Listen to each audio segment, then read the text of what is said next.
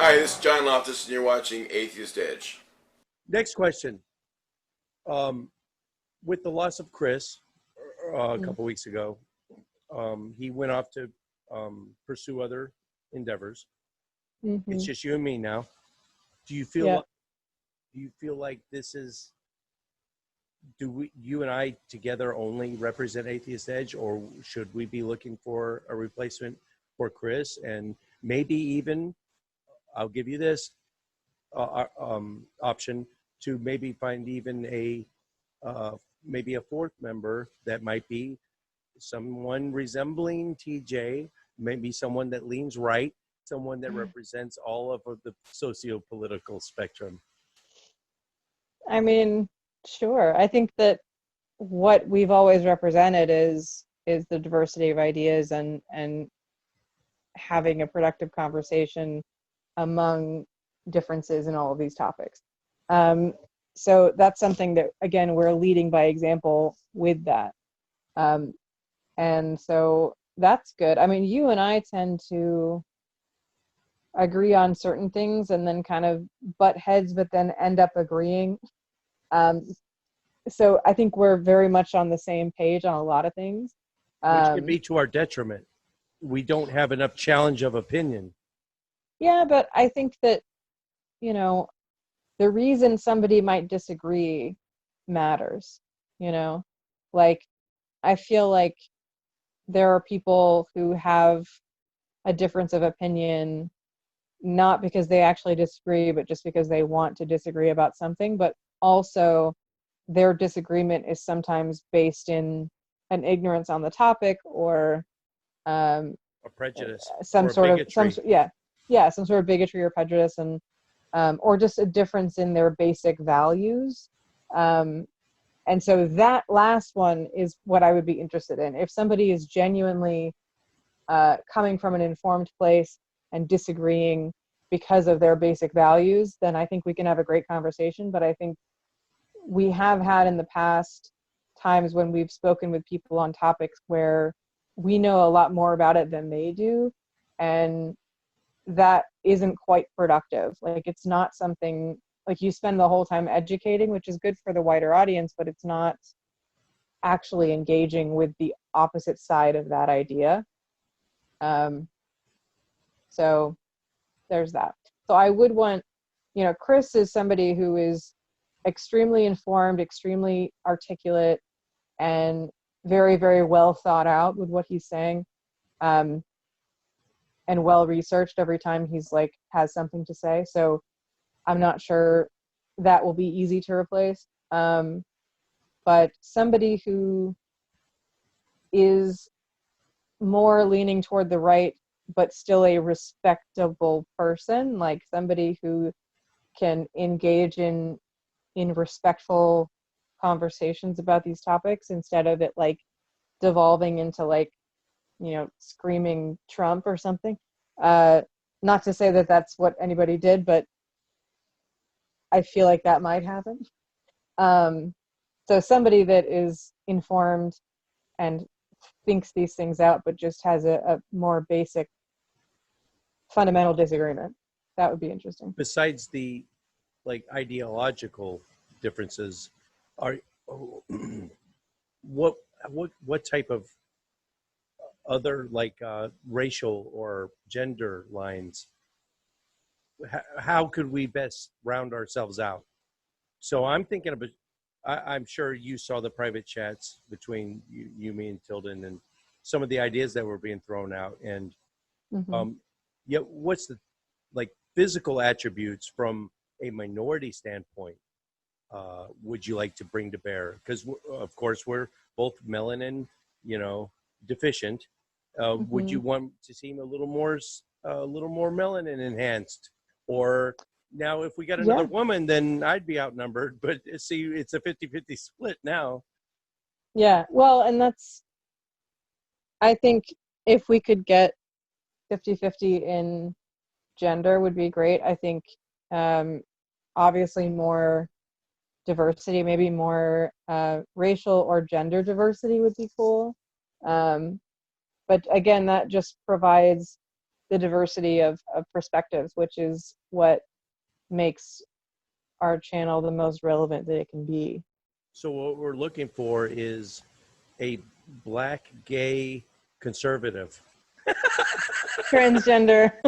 Black gay Conservative. transgender conservative. That's what we're looking for, people. No. No. We're talking about one conservative and one of the other one, Oh, because okay. it's like, I'm not sure that exists. It might.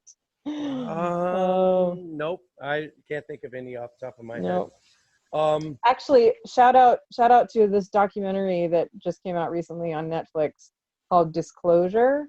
It is a documentary made by trans people, with a whole bunch of trans people being interviewed about their experiences and about different topics around transgender issues, and it is phenomenal. It's amazing. So Disclosure on Netflix.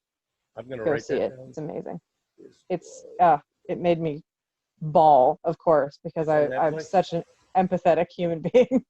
Okay. On Netflix, yeah. All right. Just one more thing about Chris. Yeah, you touched on it. It was just a huge punch in the nuts, and I kind of saw it coming. We didn't make it public, but he kind of led on that he was gonna drift off and do some other pursuits a couple months ago, and I saw, I saw it coming, but still it hurt when he actually slapped the table and said, "Yeah, that's it, guys." And one thing he said, I've pretty much said all I have to say on the subject, and that kind of really, because I think he has so much more to offer. Courtney, have you said all you have to say on this subject? I don't know, because I keep talking about atheism for several years, and I think the reason I don't have a channel on my own is, for one, I don't want a channel on my own, but I also don't feel like I would want to be a full-time atheist YouTuber, because I think in that context I would run out of things to talk about. But I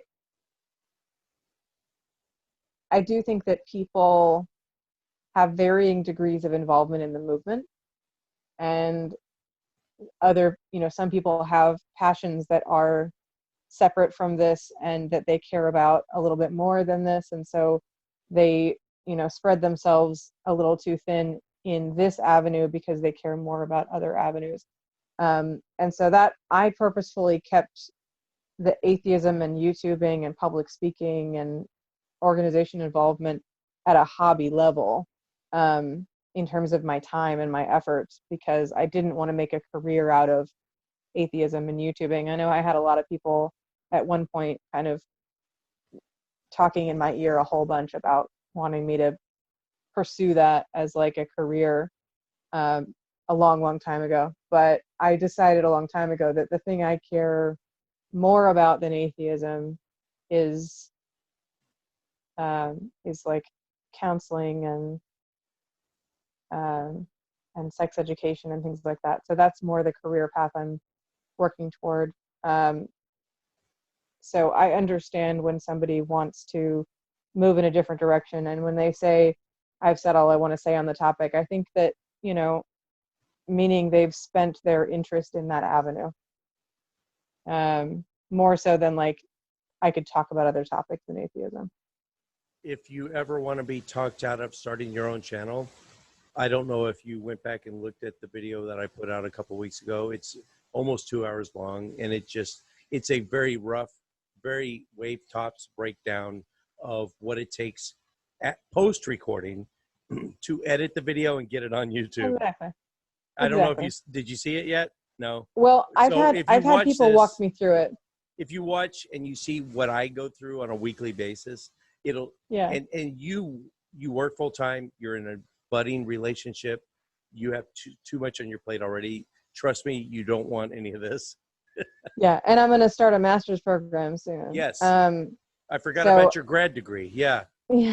Yeah. So I'm going to work toward marriage and family counseling, and I would like to eventually, this is kind of the goal at this point, is to open my own counseling clinic of marriage and family counseling, and sex therapy. So those are the things that I care most about. And I just kind of noticed that as I'm doing these counseling sessions with children and their families, the thing that I love talking about the most is conflict resolution, relationships, and communication and things like that. And so that's kind of the thing I want to go to school for and learn the most about, is how to facilitate those conversations, how to, conduct premarital or postmarital counseling, things like that. So has Jason ever, in any point in your relationship thus far, mentioned that it's unnerving to him in any way that you have this background, and possibly during any conversation or maybe argument that you're analyzing him somehow? I heard a psychologist say this once. He was like, people ask him all the time, "Are you analyzing me?" And Exactly. he said, "You know what?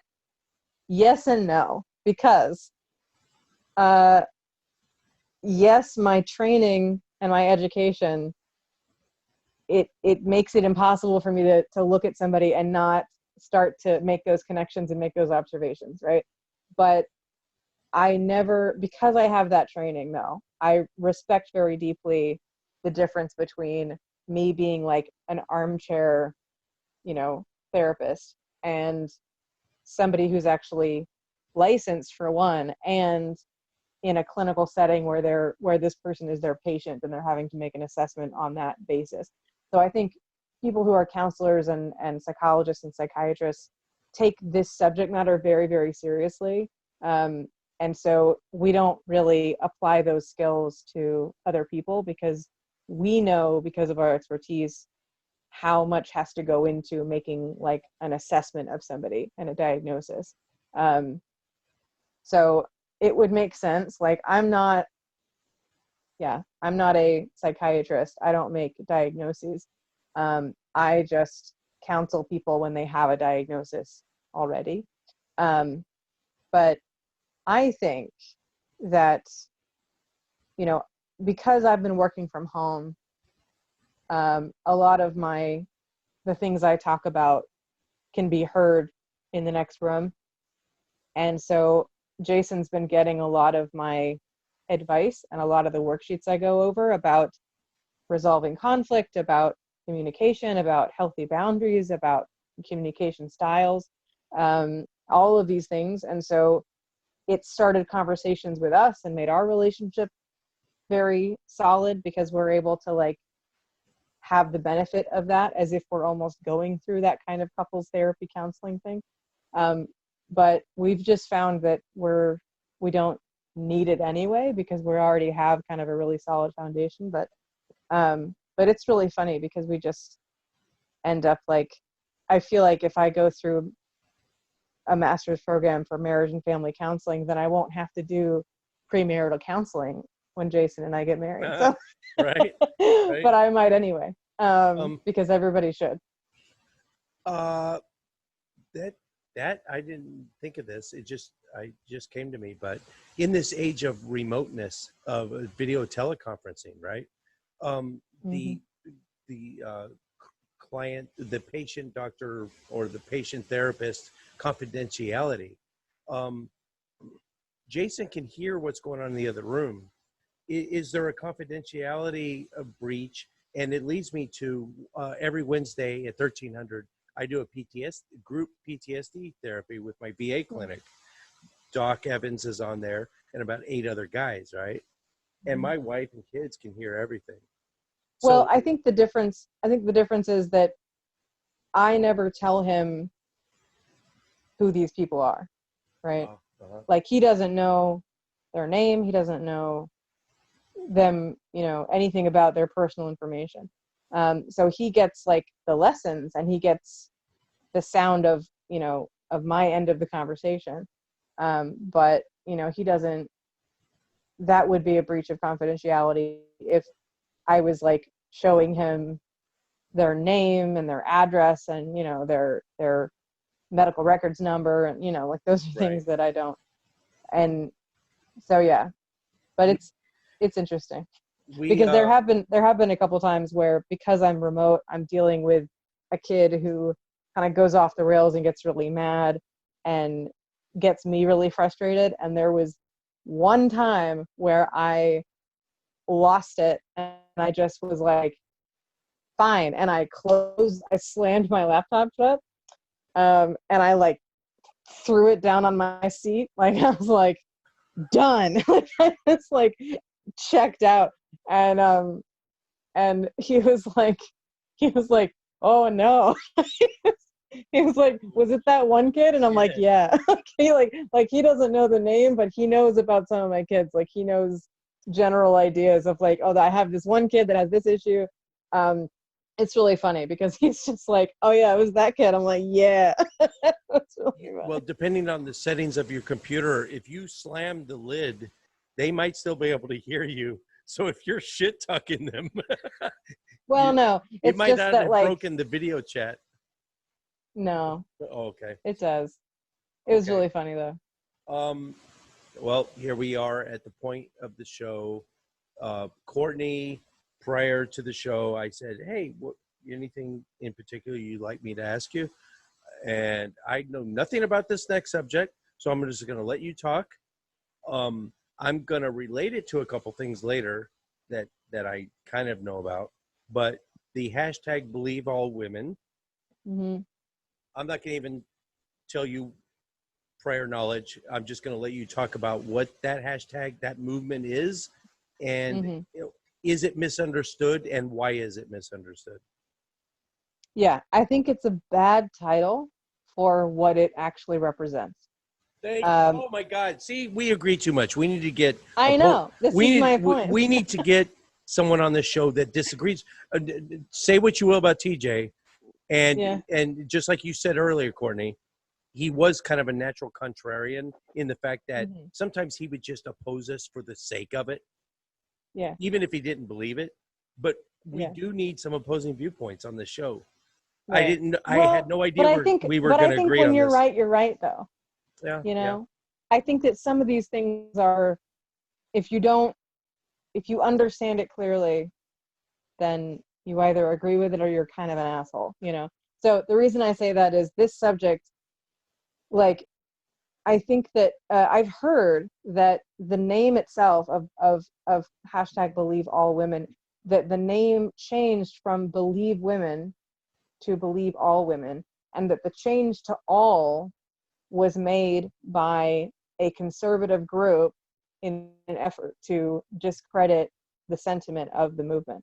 So it was still picked up online by other people because it became the name of the movement, but it wasn't originally that. And so the basis of the movement is not saying we should do away with due process and believe women outright just because of an accusation. That is not what it's about. It is about recognizing this pattern that we see in general society and in law enforcement of outright not believing women without due process. And so denying women due process, denying women a voice to tell their story. And this is in different contexts. This is within the Catholic Church. This is within law enforcement, in a lot of different contexts. But we do have a pattern that makes women think that if they come forward, they won't be believed, or they will be slut-shamed, or they will be blamed in some way for those things. And it discourages real victims from coming forward, or real survivors from coming forward, at I think a much higher percentage than you do have of people lying. But that is a separate conversation. So people not telling the truth when they make an accusation is a huge issue, and it's something that I think is a very egregious crime. But should it be equal to the crime itself? We've talked about this in terms of severity. We could just touch on it again. We've talked about this, and I think that it should be close to, but not equal, because the impact to me is not the same. The impact is severe, but it is extremely more severe when it is a physical attack over an accusation. Yeah, that's a good point. because the accused person, if they are wrongly accused, they are affected in a number of ways, but the person who is attacked is affected in all of those ways sometimes, in addition to real trauma and things to deal with that. So I do think that that we talked about a TED Talk a long time ago of a girl who was raped at her prom by her prom date, her boyfriend at the time, and that the two of them didn't speak about the events, and then they ended up coming into contact and speaking about it and writing a book together about their experience, about his perspective of what happened in her perspective, and that it really, both acknowledging that it really was a full sexual assault, that it was a rape, but that it sort of takes away the like automatic label of monster on somebody who commits a crime like that. And that's something that obviously is dealt with a lot of care and acknowledgement of the way that this subject impacts a lot of people. But the aim of that is to understand underneath what happens, what causes that in the first place on a societal level. And the biggest message I think of that is that we need to stop looking at sexual assault as just a women's issue, because it isn't. I was about to hit on that, and you already did it for me. Thank you. Well, and we so agree too much. We agree too much. I know. Well, and it's separate from, you talk about the issue of rape in prisons among female prisons and not just prisons. that, but I myself am a victim, and it wasn't in a prison.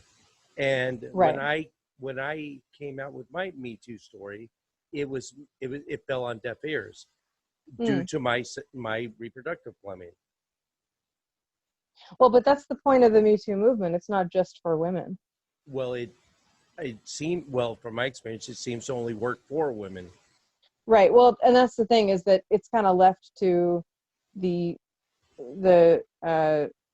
social network gods, that the herd mentality, or the groupthink of that. I think that the movement itself, at its core, is about any victim of sexual assault, no matter what their gender is, and so that is something that I think the Me Too movement has taken very seriously. But again, the reaction of regular bystanders who are not direct members of that movement or direct members of that organization, they can't control what people are going to say online. But I think that the movement itself, just like the Believe All Women movement, the fundamental goal of it is to open the conversation and to allow victims of sexual assault to have a platform where they feel comfortable and brave enough to tell their story, and to not have it be automatically shut down because of who they're accusing, because of what they were wearing that night, if they were drinking or not. These are things that are time and time again done. So it's a really complicated thing, but I think that sticking to the direct message of it is really the only clarity we can gain when we're talking about a hashtag and the way that it can play out. We agree too much. See, that's why we need at least a third host of this show. So we both agree that Believe All Women. This is new to me. This is actually news to me, that it was it was undermined by the right to add the all in it. Well, it's rumored to have been. I don't know. But, all right. So even Believe Women would be better, but I still think it's maybe erroneous, maybe a misnomer. The fact that it's happened to me, it happens to inmates. Why can't? Right. And I'll let you talk on this, but it ties into defund the police. Is that a misnomer? Is that erroneous? Right. Could reform the police would be much better, in my opinion. Right. To Yeah, I defund, agree. the actual definition of to defund is to take away funding, which means you don't want police, which means anyone who says that, in my mind, Oh, mm-mm. okay, go ahead. I agree. So okay, so defund, it is accurate technically because now I agree that it sends a bad message, but defund does mean taking funding away from the police, but not all of the funding. It means that we put too many things in society on the shoulders of the police, and too many things that that should be funded in other ways, in social programs and things like that. That those funds go to police departments, but that the way that the police department deals with those issues, like mental health, homelessness, domestic violence, these are things that they deal with in a militant way instead of in a social work or shelter kind of way. I'm right there with you. Right. I'm right there with you. But yeah, there's a thing called the English language. There's the English. I know. No, but that's defunding, right? Defund and so means to remove all funding. Okay. So that's the thing, is that I agree that reform would have been a better word, because that's what it really is. But see, we I agree think too that, much. I know. We need a third person. But I do think that there is a segment of people who are arguing for a reimagination of policing altogether. There are people who are arguing for a full stop defund police, of like get rid of police, abolish. So there's defund the police, and then there's abolish the police, which and then there's is hashtag fuck the police. The pure that's not helpful. Anarchist. Yeah, I don't support that. But so the abolish the police is actually also a very sound conversation, because it also looks at the fact that the police system is born out of a lot of racial tensions from the beginning. And so because of that, there are certain embedded societal things about the police system that may not be able to be corrected within that system. And so it's kind of a conversation about, do we want to protect our citizens in any way, in this way? Is this the best way to do that? And can we look to other countries and what they do with their policing to either change the police system or to reimagine a better system of protecting citizens, of enforcing traffic violations, of making house calls of domestic violence? Those are things that we could, down the line, reimagine. And so that's what abolish the police is about. But defund is a different thing. But I understand how grammatically it means the same thing. Grammatically, abolish has a meaning too. It's just as bad.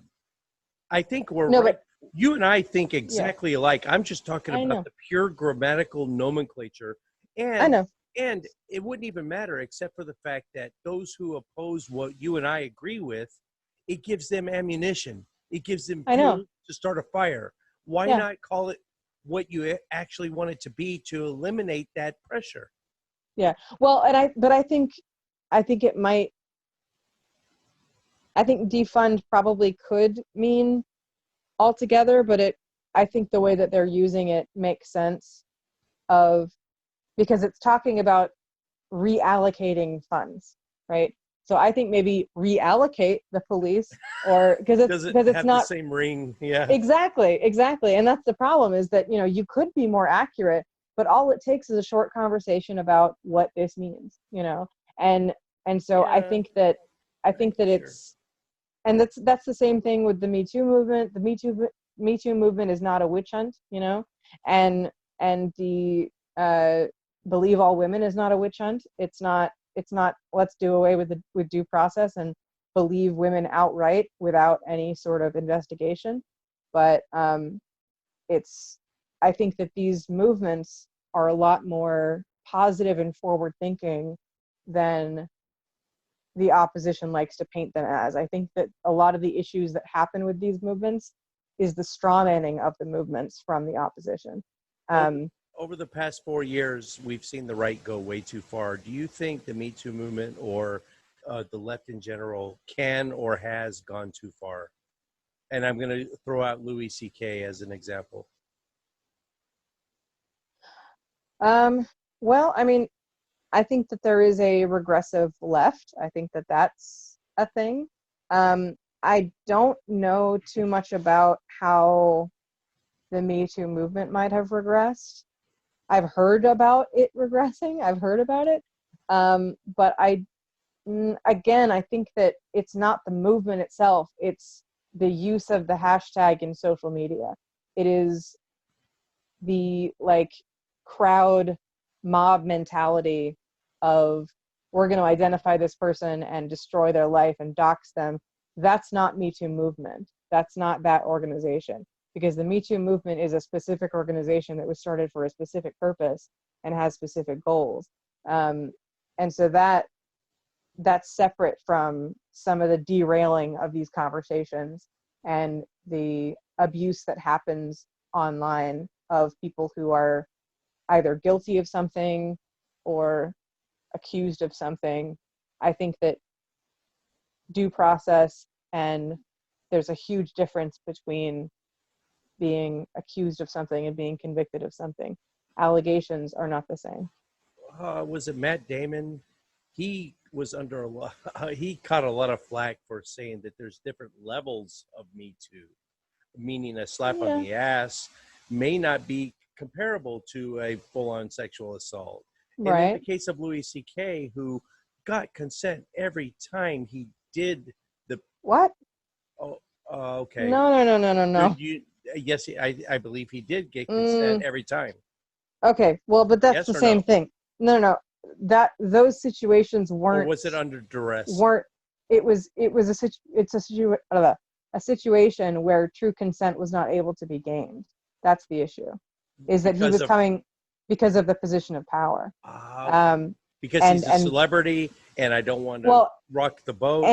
And blocking people inside of a room, like that's, that's not. I can't see any woman dreaming when they're 6 years old of a man doing what Louis C.K. did in front of them. Does it matter that Sarah Silverman did the same thing to other male comedians?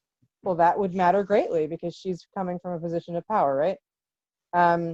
But she did it in front of male comedians who just laughed at it, of course, because they took no offense by it, and they were just like, oh, okay, do your thing, Well, again, if you go through sexual harassment training, no matter what's going on, it can be taken differently by the people who receive that comment, right? Or that action. So if you're not harming anybody, then there's no,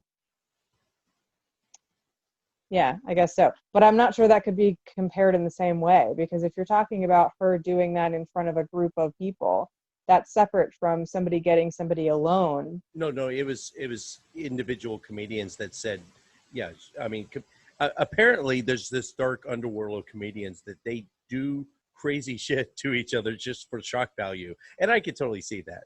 And I'm okay, but that's Louis C.K. and Sarah Silverman. So what did Silverman do? Sarah Silverman did the same. She masturbated in front of individual other comedians just for shock value. I'm not sure that Louis C.K. would have done that for shock value, though. He probably did it because he's just a natural-born exhibitionist, and I'm sure. Well, maybe not. Exhibitionism is not the same thing. Yeah, I don't even know. That was a specifically like predatory dynamic. Was that like a peacock just peeing on someone's leg like a show of power? Yes, that is, and that's the issue that Me Too movement is talking about, is that an abuse of a position of power to gain some sort of sexual gratification for that position of power, and trapping somebody within that dynamic to where they don't feel that they have the agency to do what they wish to do. And so that, I think that is the same as Me Too movement. But I agree that accusations have different levels of severity, but the impact, the psychological impact, can be at the same level in a lot of different actions. Because if you scare somebody to the level of they fear for their life, it doesn't matter what you physically do with them, or if nothing technically happens, it can have that level of psychological impact, and it can affect them moving forward in their functionality as an adult, in their careers, and all kinds of things. So that, again, I think that it's difficult to measure what level of severity something has in the Me Too movement. And I don't think somebody on the outside can decide that.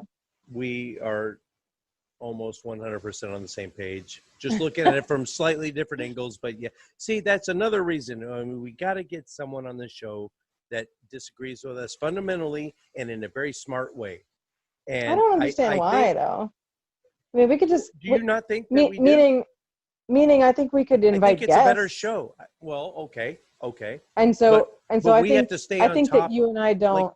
But every guest we have has to disagree with us, and that's not all. We're gonna have Aaron's gonna show up. If we have a October recording session, Aaron's gonna show up, and we're just gonna be bobbing our heads, saying "Amen," preaching from the rooftops, and it's gonna be just a boring show. Except Aaron's gonna be there, and it'll get 90,000 views. But other than that, I mean, if we have an actual host of the show that disagrees with us, we'll always get that energy. Yeah.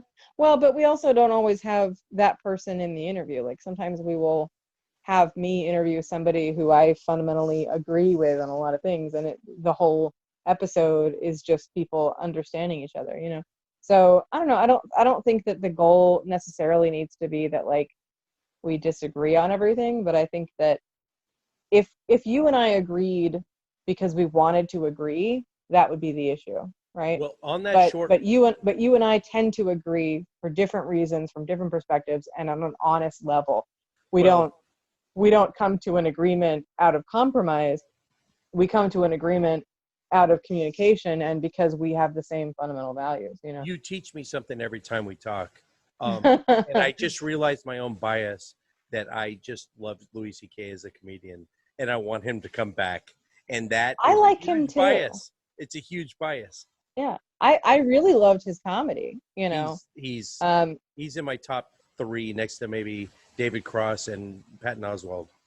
Yeah, I mean, so there is one thing that's a little bit iffy about his comedy, though, is that sometimes his comedy was a reflection of some of these things. If you go back and look at some of the old stuff, knowing what you know now, dude, exactly. And so that's. But there's that whole conversation. Do you think, I'm going to ask you a question. Do you think that that you can separate the private actions from the art, from what they put out? That unequivocally, no. We only have 8,000 followers.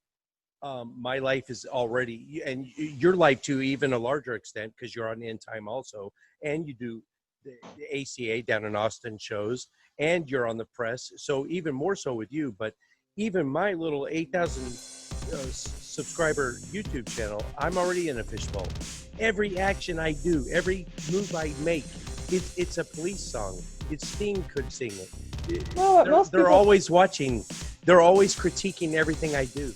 Well, but I think I talk about a lot of private things when I do these sessions, but I also don't. Most people don't know my daily life, like I don't have people. Well, your personal, asking me things or whatever.